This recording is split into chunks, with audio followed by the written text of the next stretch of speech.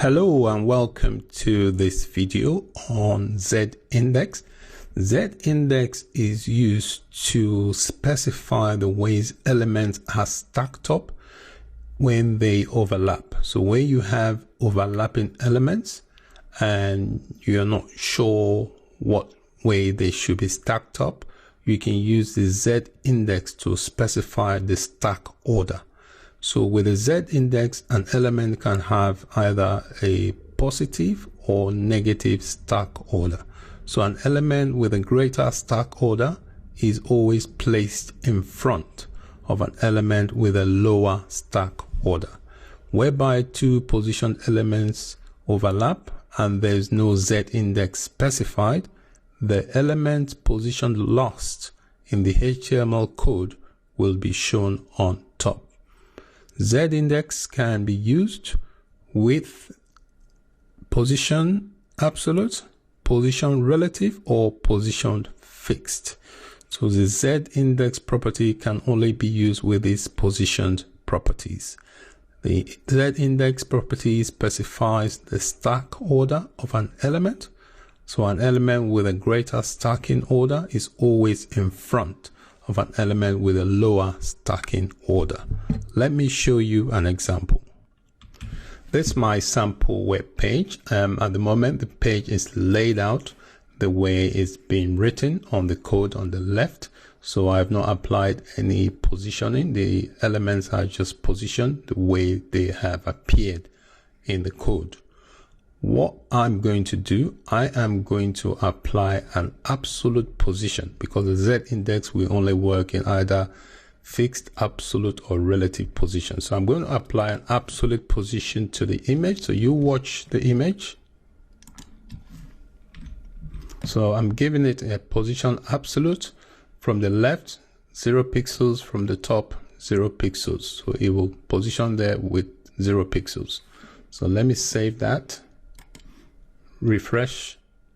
You can see it's moved up to the top. It's gone right to the top because I've not given it any room. The position to the top is 0, so I've not told it to leave any gaps, hence it's 0. And the left also, there's no position, so hence it's 0 pixels. If I specify some value, there may have been some margins in between, but because I haven't, that's why it's occupied the top left. If you noticed, because I've set it to position absolute, it has gone on top of the text, which is a paragraph text. For us to set a Z-index to make, at the moment we can't see the rest of the text because the image, due to absolute positioning, has gone on top of the paragraph text. So we can use the Z-index to make the image appear behind the paragraph text. So to do that, I'm going to give the image a negative Z-index. So I just save that. You see that it has changed because I've given the image a negative Z-index.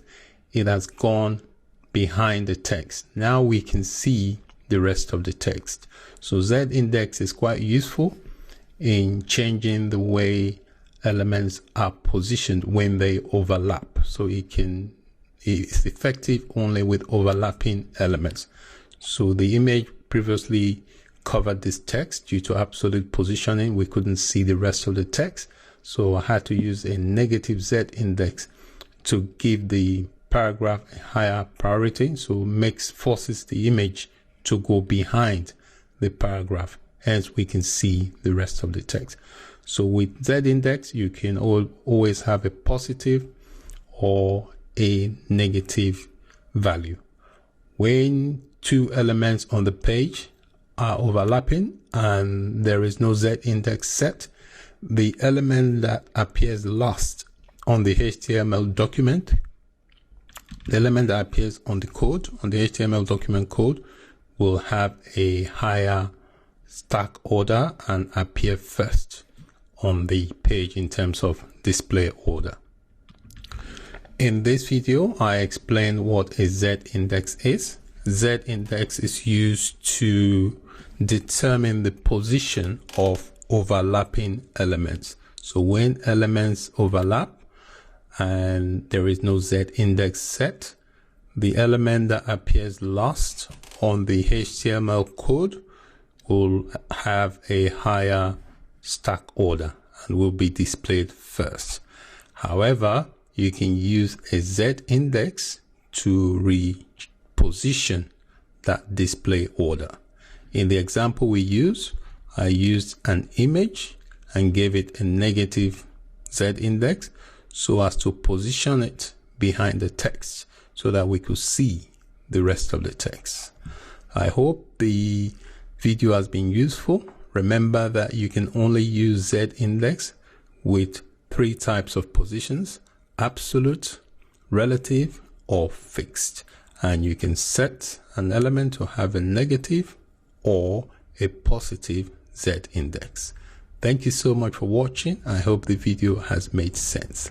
Bye for now.